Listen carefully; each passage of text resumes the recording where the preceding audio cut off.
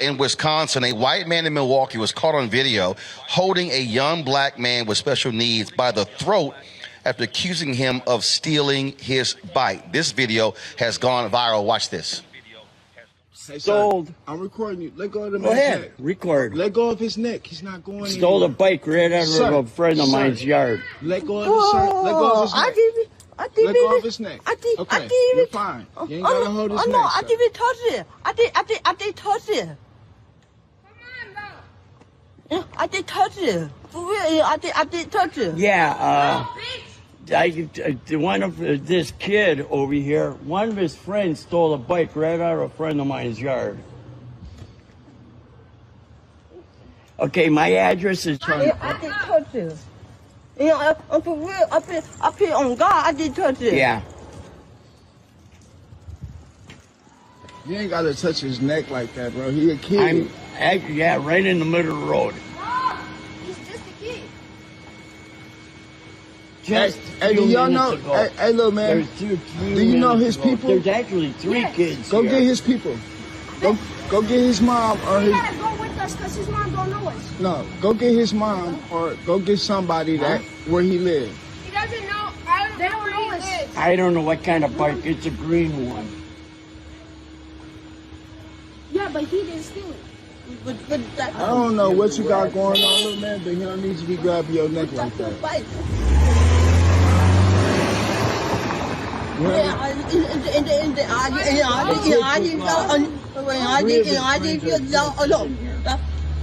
How did he get you?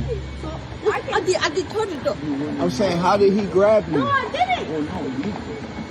He got me. He went. Yeah, he ain't got no reason to be grabbing your neck. What?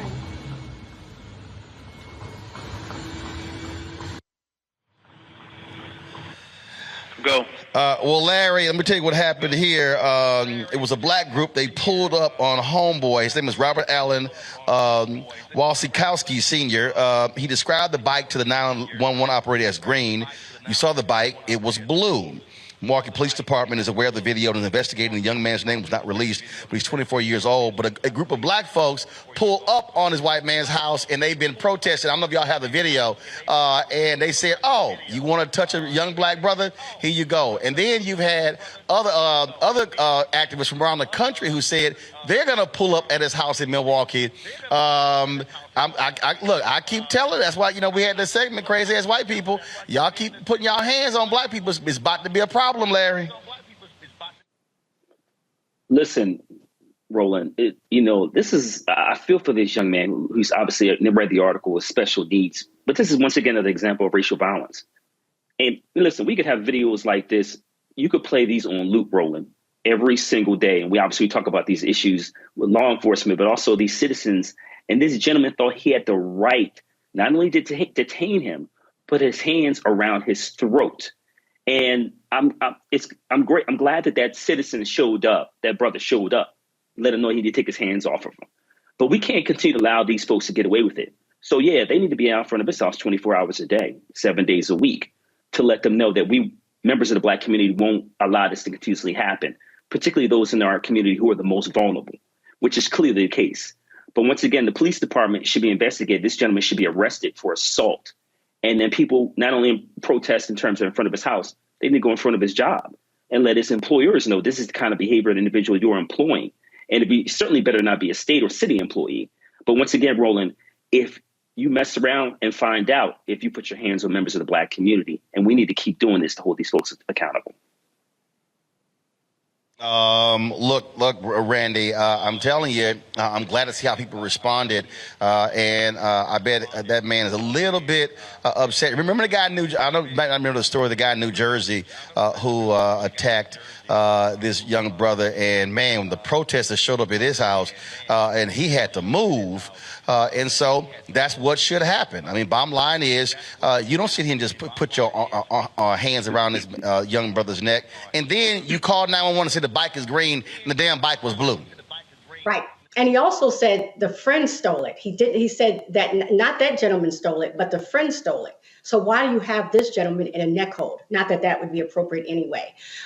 Definitely he should be arrested. Again, this is assault. But I think that the message should be loud and clear that Black people are sick and tired of being sick and tired. And if the police will not protect us, if the systems will not protect us, we will protect each other. So they should be paying attention. And I'm so thankful for that brother being there. Michael. We were just talking about deterrent in the previous story. There have to be deterrents, too, for people like the gentleman in the plaid shirt. You have to put some bracelets on them, take them downtown, book them for assault. I mean, because then hopefully the message will get out to people like him. I better not do this because this will happen. Same with the deterrence with the police. There has to be some stronger deterrence when folks do things that are not that frankly are illegal. But the laws protect police officers, and the laws, or whoever happens to be the DA, will protect this gentleman in the plaid shirt or the gentleman at the school. So that's why elections matter, because it depends on who is in these particular positions. All right, folks, back to that Roland Mark Unfiltered video in just one moment. Welcome to Atlanta, one of the most expensive housing markets in America. But rather than help out, Brian Kemp cashed in. He made hundreds of thousands of dollars in real estate. His net worth skyrocketed. And while Atlantans struggled to stay in their homes, Kemp gave $10,000 tax handouts to the richest Georgians and a nearly $700 million no-bid contract to his campaign donor. Brian Kickback Kemp, making Georgia work for him, not you. Folks, Black Star Network is here. Oh, no punches! I'm real revolutionary right now. Support this man, Black Media. He makes sure that our stories are told. Thank you for being the voice of Black America, Roland. Stay black. I love y'all. All momentum we have now, we have to keep this going. The video looks phenomenal. See, there's a difference between Black Star Network and Black-owned media and something like CNN. You can't be Black-owned media and be scared. It's time to be smart. Bring your eyeballs home. You dig?